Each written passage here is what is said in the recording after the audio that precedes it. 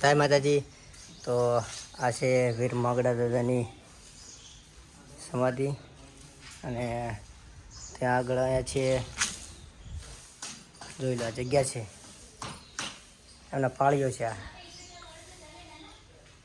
વીર માગડાવાળાનો.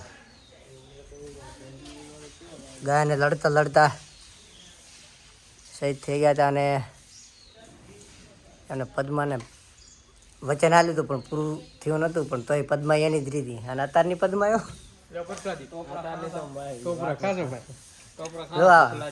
ભૂખ વળગી ટોપરો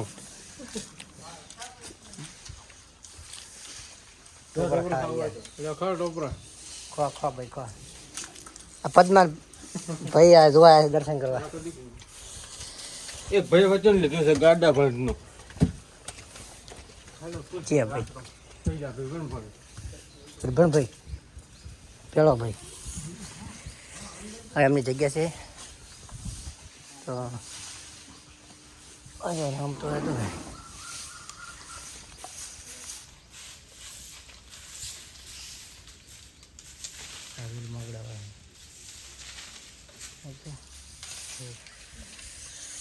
સુરેશભાઈ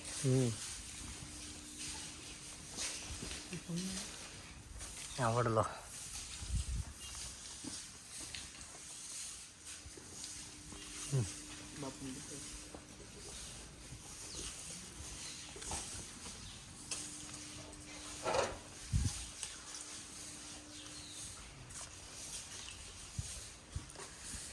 મામા મારી પદ્માને કહેજો મારા દાદા કરીને જુવા ધૂરી રહી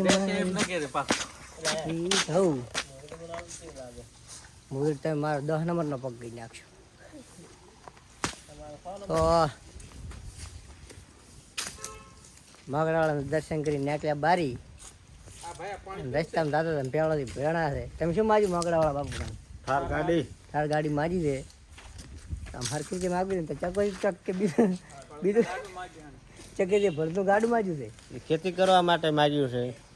અને તમે આપણે સાર ફેરો પૂરું કરે સપનું તમારું પૂરું કરશે.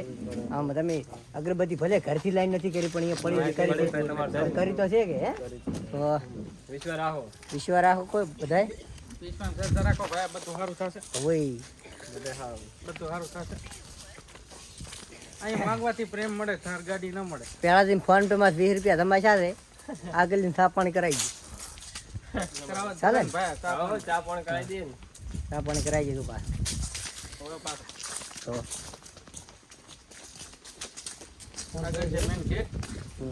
આગળ ગયા છીએ.